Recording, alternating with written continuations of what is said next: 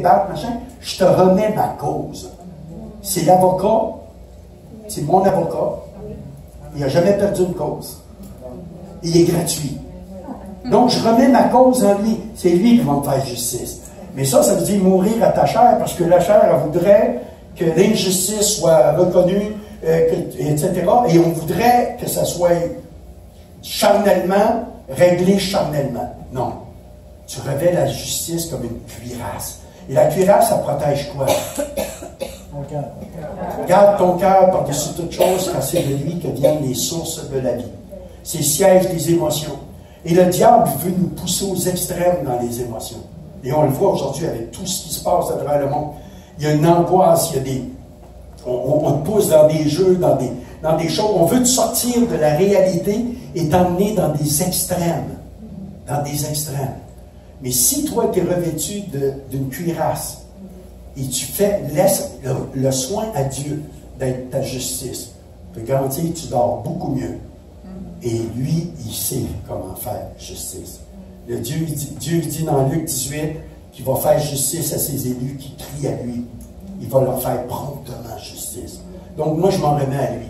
Et après, quand je mets les chaussures de zèle, le matin, ça me dit quoi? Michel, il faut peut-être du zèle, pas de la paresse.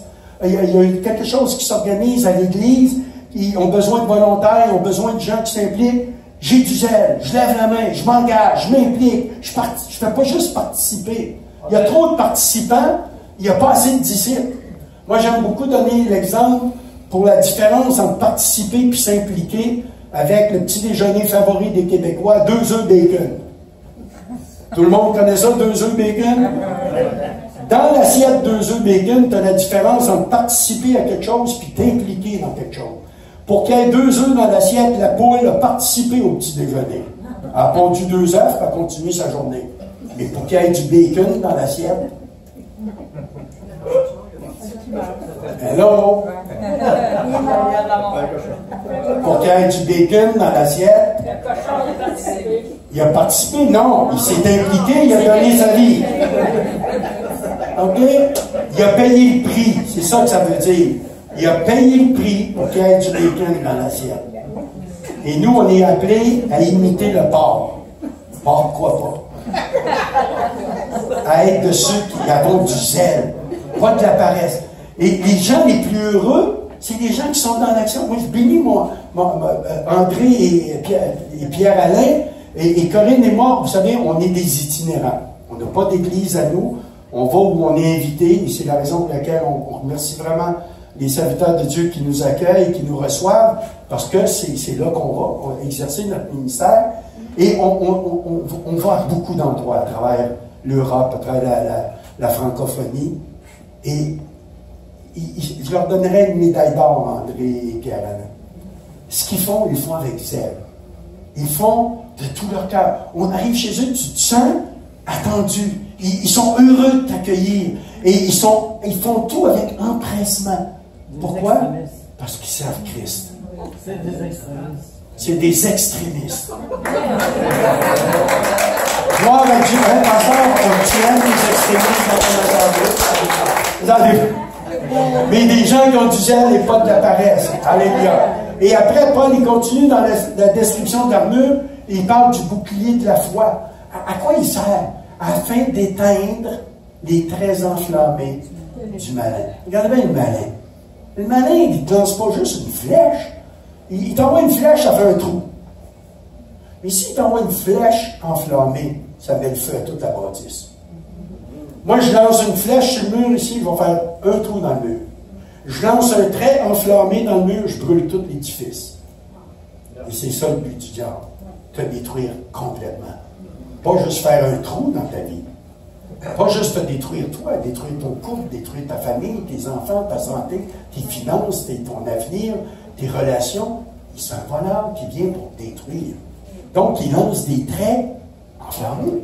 Mais depuis que je suis revêtu de toute l'armure, c'est pas moi qui le reçois le trait enflammé, c'est qui? C'est le bouclier. Mais si j'ai pas le bouclier, c'est moi qui le reçois.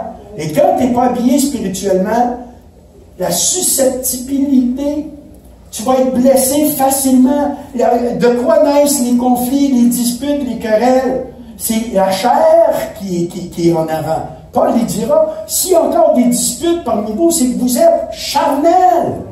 Il ne devrait pas avoir chez des êtres spirituels des disputes, des conflits, parce qu'on sait que le vrai combat n'est pas contre les personnes, il est contre les esprits méchants dans les lieux célestes. Faut que tu lèves le tir plus haut si tu veux remporter la victoire. Quand tu es au niveau charnel, les deux, vous êtes perdants, c'est le diable qui est gagnant. Quand tu lèves le tir plus haut, lui il est perdant, et toi, tu es plus que vainqueur. Alléluia! Mais il y a juste toi qui peux le faire. Personne ne peut le faire à ta place. On peut t'enseigner, on peut prier pour toi, on peut t'exhorter, mais si toi, tu ne prends pas la décision de le faire, personne ne peut le faire à ta place. C'est ta vie qui est en jeu. C'est ta responsabilité d'obéir à l'ordre du Saint-Esprit qui dit « Revêtez-vous de toutes les armes de Dieu. » Pas juste d'une de temps en temps, de toutes. Et vous allez comprendre pourquoi il dit de toutes. Donc, le bouclier de la foi. OK? Plus ma foi grandit, plus mon bouclier est grand. Mais la foi vient de ce que j'entends, et ce que j'entends vient de la parole de Dieu. Donc, plus j'entends la parole de Dieu, plus ma foi grandit, plus mon bouclier est grand, moins je suis atteint. Amen. Et là, après, il arrive au casque du salut. Mais parce que ton salut est fondé sur la vérité de la parole de Dieu. Là, c'est un casque qui tient en place. En 2007, j'ai organisé un voyage pour des Européens pour leur faire découvrir le Québec. Et dans le voyage que j'avais organisé, il y avait une journée de 4 roues. Parce qu'en France et en Suisse, c'est pratiquement impossible de faire, tu n'as pas les grands espaces qu'on a ici, etc. Et quand on a réservé les 4 roues sur le boulevard Valcartier chez SN Sport, il dit par contre, chaque participant, avant de récupérer le 4 roues, doit venir essayer le casque. Ben oui. Si on te fournit un casque qui est trop petit, tu ne peux pas te le mettre, il ne te protégera pas. S'il est trop grand, il va te baloter tout le temps, puis ça va être inconfortable. Il faut un casque qui est ajusté pour toi. Hello? Le casque du salut est adapté pour chacun de nous. On est unique, on n'a pas la même histoire, on n'a pas le même parcours, on n'est pas arrivé au salut de la même façon, dans les mêmes circonstances, etc. Et Jésus a un casque du salut particulier pour chacun de nous. Ton casque, ce n'est pas mon casque. C'est chacun notre casque. Et c'est la raison pour laquelle Dieu n'a pas de petits-enfants. Ce n'est pas parce que moi j'ai le casque du salut que mes enfants ont le salut. Ils devront eux aussi vivre leurs propres expériences. Et mes petits-enfants, etc., etc. OK? Donc, il y a un casque qui est adapté juste pour moi. Et quand tu portes un casque, ça veut dire quoi? Regardez les joueurs de hockey, regardez les joueurs de football. Le casque, il fait quoi? D'abord, il protège la tête, mais il identifie dans quelle équipe tu appartiens. Moi, j'aime ça le matin, quand j'arrive à la partie de mettre mon casque, je dis « Hey, diable, regarde, j'ai changé d'équipe. » Avant, j'étais dans ton équipe, tu m'as amené vers la destruction, tu m'as promis, tu m'as menti, tu as tout fait pour me détruire. Mais un jour, Jésus-Christ m'a enrôlé dans son équipe, j'ai répondu présent à son invitation, puis aujourd'hui, regarde le beau casque qu'il m'a donné. J'ai le casque du salut, je suis enfant de Dieu, je suis un fils de roi, je suis une fille de roi, je sais à qui j'appartiens. Et mon Dieu est le plus grand, le plus puissant, il n'y a rien d'impossible à mon Dieu. Et je suis du côté des plus que vainqueurs. Toi, j'ai appris, c'est la reprise vidéo qu'on regarde, t'as perdu. T'as perdu, essaie pas de me faire la peur, t'as perdu. Je regardais à la fin du livre, c'est nous autres qui gagnons. Alléluia, moi je m'en vais dans la victoire. Alléluia. Donc le casque, tu ne peux pas le mettre pour quelqu'un d'autre. Tu ne peux pas sauver les autres, mais tu peux leur parler du salut, les encourager à se tourner vers Christ, leur parler comment Dieu est amour, comment leur vie peut être différente s'ils se tournent vers ce Dieu d'amour qui ne cesse de venir auprès d'eux pour essayer de les amener et de les tisser dans des cordages d'amour, se révéler à eux comme un Dieu d'amour. Et le prix que Christ a payé à la croix. Et la dernière arme que Paul mentionne, ou l'avant-dernière,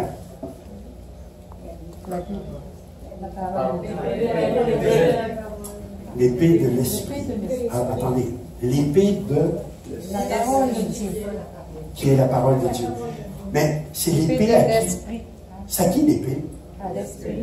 Ah, c'est l'Esprit Saint qui doit manier l'épée. Et Corinne, dans son témoignage, elle disait 4 générations de chrétiens, mais religieux, un esprit religieux. Aucune ouverture au Saint-Esprit. Saint-Esprit, c'était du temps des apôtres, c'est mort là, c'est arrêté là. La lettre. Tu, l'Esprit vivifie. C'est qui dit ça? Dans la parole de Dieu. C'est dans la parole de Dieu. L'Esprit, la lettre, tu peux tuer. Si c'est toi qui brandis l'épée, tu peux faire des ravages avec ton épée. Mais si tu donnes l'épée au Saint-Esprit, lui, il sait la manier. Parce que c'est une épée qui est à double tranchant, efficace, plus qu'une épée à double tranchant, qui sépare jointure les moelles, l'esprit et âme, et qui révèle les pensées et les sentiments du cœur. Et il y a seul le Saint-Esprit qui peut faire l'œuvre. Mais maintenant, comment je donne l'épée au Saint-Esprit? Psaume 119, verset 11. Hey, comment, les chrétiens, vous pouvez connaître la parole de Dieu? C'est un classique, ce verset-là. Non? Je serre ta parole dans mon cœur. Afin de ne point pécher contre toi. Et le mot péché, c'est manquer le but. Je ne veux pas manquer le but, donc je mets la parole de Dieu dans mon cœur. Plus je serre la parole de Dieu dans mon cœur, plus quand arrive un combat, une situation, je donne au Saint-Esprit une épée puissante pour le combat. Au début de ma vie chrétienne, tous les versets que j'apprenais, c'était des versets pour le salut. Bon, c'est mieux que rien, parce que j'avais déjà l'appel d'évangéliste, et pour moi, donc il fallait que je connaisse les versets qui amèneraient au salut. Et après, ça donnait un petit canif suisse au Saint-Esprit. Quand j'avais des attaques de l'ennemi, j'étais dans des situations difficiles, Saint-Esprit, il n'y avait pas une grosse épée avec laquelle combattre. Et au fil des années, Dieu m'a appris, m'a enseigné dans ces choses, et j'ai commencé à prendre des versets épais. D'ailleurs, dans le cahier, il y a 2 pages de versets épais. Des versets qui font que je donne au Saint-Esprit cette épée à double tranchant. Cette makaira, c'est le mot grec qui est utilisé dans Éphésiens 6 et dans Hébreux 4.12. Et la makaira, elle a la particularité, c'est une épée d'à peu près 20 pouces de long, tranchante des 2 côtés avec le bout retroussé, que le soldat romain utilisait dans les combats corps à corps, pour que quand il rentrait l'épée dans les entrailles de son adversaire, puis qu'il ressortait, il les tripait. Il vidait les tripes. Il est mort. C'est pas de la rigolade, c'est un vrai combat. Et le Saint-Esprit a besoin que j'y donne pas un canif suisse. Alors, amen. Non, mais c'est pour nous montrer la réalité. Regardez autour de nous les suicides, les divorces, les enfants dans la drogue, dans l'alcoolisme, dans le découragement, dans la dépression, etc. C'est les œuvres du diable. Moi, je veux pas que mes enfants, je veux pas que mes enfants appartiennent au diable. Je veux pas que mes petits-enfants grandissent dans le royaume du diable. Donc, j'ai un combat à mener, non seulement pour moi, mais pour ma famille, pour mes enfants, pour mes petits-enfants, pour mes frères et sœurs. Il y a un combat. Mais je ne suis pas le gars qui se lève le matin et puis « Hey, quel démon va m'attaquer aujourd'hui? » J'en ai rien à cirer des démons. Je sais que je suis sur un territoire ennemi. Je sais que j'ai un adversaire qui rôde comme un lion rugissant, cherchant à me dévorer. Mais je connais mon Dieu. Je sais que quand je me revêt de toute l'armure, là, c'est la clé finale pour le message de ce soir. Qui est la vérité? Jésus. Qui est ma justice? Jésus. Qui me donne l'évangile de paix? Jésus. Qui est mon bouclier? Jésus. Qui est l'objet de mon salut? Jésus. Qui est la parole de Dieu? Jésus. Quand je suis revêtu de toute l'armure, je suis revêtu de Jésus-Christ. Amen. Et là, c'est plus moi qui se lève, c'est Jésus-Christ qui se lève. Quand je vais à quelque part, c'est Jésus-Christ qui va à quelque part. Paul dira, ce n'est plus moi qui vis, c'est Christ qui vit en vous. Et dans Colossiens 3.3, il dit, Christ en vous. Christ en vous. Alors, spirituellement, bien-aimés, quand on se revêt de toute l'armure de Dieu, comme il nous a enseigné dans Éphésiens 6, on se revêt de Jésus-Christ. Et je peux te garantir, ça fait toute une différence. Quand le diable il voit Jésus, qu'est-ce qu'il fait? Il fuit. Il fuit. Jacques 4.7, soumettez-vous à Dieu. Ça veut dire quoi, se soumettre à Dieu? Obéissez à ce que Dieu vous demande. Là, Dieu me donne l'ordre de me revêtir de toutes les armes. Je me revêt de toutes les armes, donc je suis soumis à Dieu. Il dit, soumettez-vous à Dieu. Résistez au diable d'une foi chambranlante, tiède. Non, une foi ferme. Il fuira loin de vous. Il s'enfuira loin de vous. Il s'enfuira loin de vous. Quand je donne une Bible à un nouveau, je dis ce livre va soit t'éloigner du péché, ou le péché va t'éloigner de ce livre. Ça, c'est l'antidote au péché. C'est l'assurance de la victoire dans toutes les situations. Malgré les épreuves, malgré les difficultés, malgré les combats, tu es appelé à être plus que vainqueur. Pourquoi? Parce que Christ a tout accompli à la croix de Golgotha. Et maintenant, il nous demande de prendre au sérieux. Bien-aimés, on arrive dans une saison, dans le temps de Dieu, dans les dispensations du plan de Dieu, où c'est plus le temps de rigoler. C'est plus le temps d'être tiède. On appelle le mal bien. On appelle le bien mal. On est persécuté. La persécution commence. On pense que c'est juste dans les pays, en Syrie, en Irak, les pays. L'islam entre partout. Et l'islam, c'est Satan qui est derrière l'islam. Il est le père du mensonge. L'islam est un mensonge. Si vous lisez, vous étudiez l'histoire de Mahomet, jamais vous voudrez suivre un gars comme Mahomet. Il y a des milliards d'individus sur Terre, aveuglés par Satan.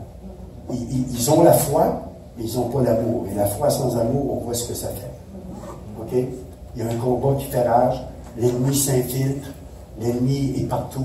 Il vient pour détruire, égorger et tuer. Pourquoi? Parce qu'il sait qu'il lui reste peu de temps. Il sait que Jésus revient bientôt. Et quand Jésus revient, il sait ce qui va y arriver, lui.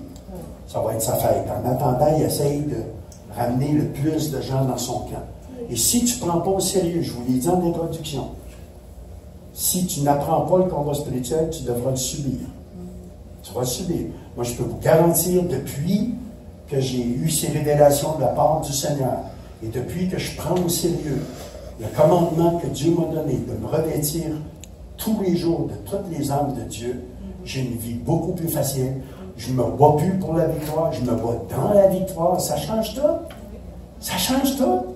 Tu sais, quand tu arrives à un endroit, puis tu sais, tu as déjà gagné, c'est déjà acquis. Mais l'autre, c'est un rebelle, c'est un orgueilleux, c'est un voleur. Lui, il n'accepte pas sa défaite, fait qu'il continue à vouloir te voler ta joie, ta paix, ton salut, t'amener à douter de ton salut. Il ne peut pas te voler ton salut, mais il veut t'amener à douter de ton salut. Et quand tu doutes de ton salut, tu n'as aucune assurance pour témoigner, tu n'as aucune assurance pour... tu n'as pas de zèle, et puis tu es dans ta propre justice. Il y a tout cet ensemble. Tout cet ensemble. Dieu nous a laissé une armure complète. Si vous voulez aller plus loin dans le détail de chaque âme, il y a ce coffret.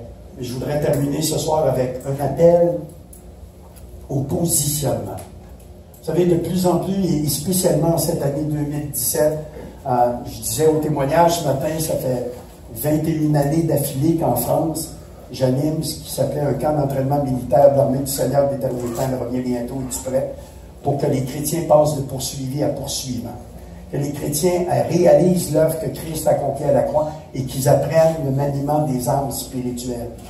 Et de tous les camps, de la façon qui est structurée, il dure 5 jours, on prend beaucoup de temps pour prier pour les gens. Tous les soirs, c'est du temps de ministère de prière pour les gens. Sauf cette année. Cette année, le mot d'ordre, sans qu'on l'ait décidé, la façon dont le Saint-Esprit a conduit à travers les différents orateurs, il y a 6 orateurs différents, on se partage les messages, il y avait un fil conducteur, tous les appels. Et nous-mêmes, depuis le début de l'année, dans nos messages, dans nos déplacements, c'est plus arrêter d'être dépendant de l'appel en avant, qu'on prie pour vous, qu'on règle vos situations, apprendre à positionner. Christ est mort autant pour moi que pour toi. L'œuvre du tout accompli de la croix est autant valable pour toi qu'elle l'est pour moi. Autant pour toi que pour moi, si tu le crois et si tu te positionnes. Et tout au long du camp, ça a été des appels au positionnement. À te positionner par rapport à l'œuvre de la croix, par rapport au message qui a été donné. Et ce soir, le message est simple. L'appel est simple. Si tu réalises aujourd'hui que tu n'as pas obéi à l'ordre de te revêtir de toutes les armes, par ignorance, par négligence ou par « Ouais, tu avais déjà entendu, mais jamais comme là tu l'as entendu ce soir et tu dis Seigneur, pardon, Pardon, je comprends pourquoi j'ai tous ces combats, ces luttes, ces difficultés, pourquoi il y a ceci. Là, je viens de comprendre. C'est sérieux. On est en guerre, mais une guerre qui est gagnée d'avance. Tu m'appelles à me positionner dans la victoire. Mais pour me positionner dans la victoire, j'ai besoin d'être revêtu de toutes les armes de Dieu. Et ce soir, je veux prendre un engagement en me tenant devant toi. À partir de maintenant, je vais obéir à ta parole et je vais me revêtir. En m'habillant le matin, il fait penser à m'habiller spirituellement. Si tu es d'accord avec ça et c'est ton positionnement envers Dieu ce soir, lève-toi à ta place. Alors que je demanderai à Gérard et Louise de revenir, on va finir avec Assaillons les villes. On va le rechanter si tu veux bien. Parce que c'est un positionnement. Et c'est pas devant moi que tu te lèves, c'est devant Dieu pour dire, Seigneur, j'ai entendu le message ce soir. Et ça me parle. Et je réalise que j'ai négligé. J'ai négligé. C'est dans la Bible, c'est un ordre. Revêtez. C'est à l'impératif. C'est pas une suggestion. Et c'est pour qu'on passe de poursuivi à poursuivant. Je ne me bats plus contre le diable. Quand il y a des situations, le premier réflexe, Corinne et moi, on s'unit dans la prière, on intercède. Il y a des conflits avec les personnes, tout de suite on lève le tir plus haut. Mais c'est pas venu instantanément, c'est au fil des années, au fil des expériences, que quand tu es dans le conflit avec les personnes, tu te rends compte que les deux perdent, puis le diable gagne. Puis quand tu lèves le tir plus haut, c'est toi qui as la victoire, puis lui il perd, ça devient quelque chose qui fait partie de toi maintenant. Mais c'est au fil des années. Donc peut-être tu es à tes débuts ce soir. Hey, alléluia! Il y a un début à toute chose. Mais l'important à travers la persévérance et le fait de chaque jour de prendre ça au sérieux, tu vas voir la différence. Je vous revois dans un an, je vous pose la question, ceux et celles d'entre vous qui auraient tenu l'engagement, et je vous l'ai dit, c'est facile à vous rappeler, vous vous habillez chaque matin. Eh bien, vous allez voir la différence. Vous aurez quoi à témoigner pour dire, waouh, c'est plus pareil. Je ne suis plus en train de me défendre, je suis juste en train maintenant, par mon positionnement, à rappeler à l'ennemi sa défaite puis à avancer dans la victoire. Amen? Donc, on va juste se repentir devant Dieu, lui demander pardon d'avoir négligé. Je vous conduis dans une prière. Si vous êtes d'accord avec moi, vous la répétez, vous la déclarez. Dis, Seigneur Dieu, par ton Saint-Esprit ce soir, tu as parlé à mon cœur et j'ai réalisé que j'avais négligé l'ordre que tu me donnais de me revêtir de toutes les armes de Dieu. Alors ce soir, je t'en demande sincèrement pardon. Pardon d'avoir négligé cet ordre. Et aujourd'hui, je prends la décision qu'à compter de demain matin, chaque matin, quand je vais m'habiller, je vais penser à m'habiller spirituellement, à revêtir toutes les armes de Dieu, afin de tenir ferme contre les ruses du diable, afin de tenir ferme dans le mauvais jour, afin de tenir ferme après avoir tout surmonté. Merci, mon Dieu, pour le pardon que tu m'accordes. Et je demande à ton Saint-Esprit de me rappeler chaque matin la décision que j'ai prise ce soir de me revêtir de toutes les armes de Dieu. C'est ma décision. Au nom de Jésus-Christ. Amen. Alléluia. On peut chanter à nouveau Assaillons les villes. Amen. Assaillons les villes, franchissons les murailles. Nous sommes l'armée de Dieu qui combat dans les cieux, qui rend dans nos montagnes, jetez-vous dans la mer. Et vous, esprit méchant, retournez au désert. Nous sommes l'armée. Nous sommes l'armée.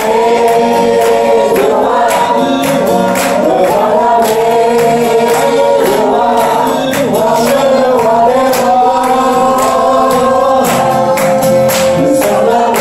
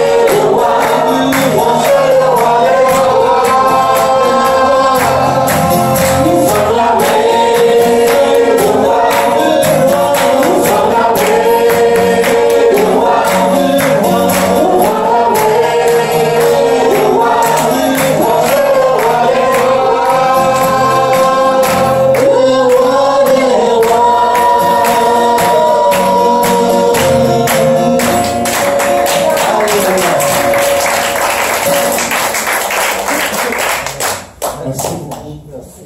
Merci. Que Dieu vous bénisse pour votre ministère. Merci beaucoup. Allez. Vous pouvez rester debout, c'est bientôt fini. Est-ce que vous avez aimé ça? Oui. Alors, demain matin, je ne vous encourage pas à revenir nécessairement en vous déplaçant, en vous sortant de vos églises, mais si vous avez décidé personnellement de venir, ben, vous serez les bienvenus, parce que demain, Michel et Corinne seront encore là, et puis c'est Michel qui va apporter le message. Donc, si vous voulez continuer d'écouter, que vous avez la liberté chez vous de venir, ben, vous êtes les bienvenus. Sinon, que Dieu vous bénisse dans vos assemblées. Maintenant, si vous avez aimé ce que vous avez entendu, Michel nous a donné, avec Corinne, nous n'avons reçu aucune facture. Alors, nous prenons des dons d'amour et puis nous allons leur remettre les bénis. Si vous avez à cœur de donner quelque chose pour que tout soit remis à Michel et Corinne, vous pouvez le donner. Et puis, pour ceux qui connaissent l'église évangélique du Berger, le trésorier c'est Gaëtan. Vous pouvez l'envoyer par la poste. Puis, vous savez comment nous joindre. Et nous allons prendre ce temps. Surtout si vous faites un chèque, n'écrivez pas leur nom, parce que les dons désignés, vous n'allez pas avoir de reçu. On va prendre l'argent, mais on ne vous enverra pas de reçu. Alors mettez dessus évangélisation 9-10 septembre. Okay? 10 septembre, et puis on va savoir que c'est ça. Et puis ça va rentrer dans le projet évangélisation, vous allez recevoir les reçus pour vos rapports d'impôts. Alors, faites-le selon ce que l'Esprit vous dit. Puis il n'y a aucune contrainte à cela. Merci encore d'être venu. Alors nous rendons grâce à Dieu, prions. Seigneur, merci pour cette parole que nous venons d'entendre. Merci parce que nous sommes dans le combat. Et il n'y a pas de récréation, Seigneur. Merci de nous rappeler et surtout de nous inviter à ne plus marcher dans la désobéissance, mais à nous revêtir de l'armure. Et à marcher régulièrement dans cette armure. Sans arrêt, nous revêtir parce que nous sommes des soldats. Non seulement nous sommes ambassadeurs, mais nous ne sommes pas des ambassadeurs assis dans des bureaux climatisés à signer juste des lettres. Nous sommes, oui, ambassadeurs, mais des ambassadeurs en action, marchant, travaillant, Seigneur, résistant, pas en costume, en cravate, mais habillé pour combattre. Agis, Seigneur, par ton esprit dans nos cœurs. Et rappelle-nous l'engagement que nous venons de prendre. Par ton esprit. Afin que nous puissions le tenir. Et accompagne-nous, car par nous-mêmes, nous ne pourrons rien faire. Que ta grâce soit sur nous, que ton amour soit sur nous, et que ton Esprit Saint soit en nous et avec nous. Allons dans la paix du Seigneur, au nom de Jésus-Christ. Amen. Amen.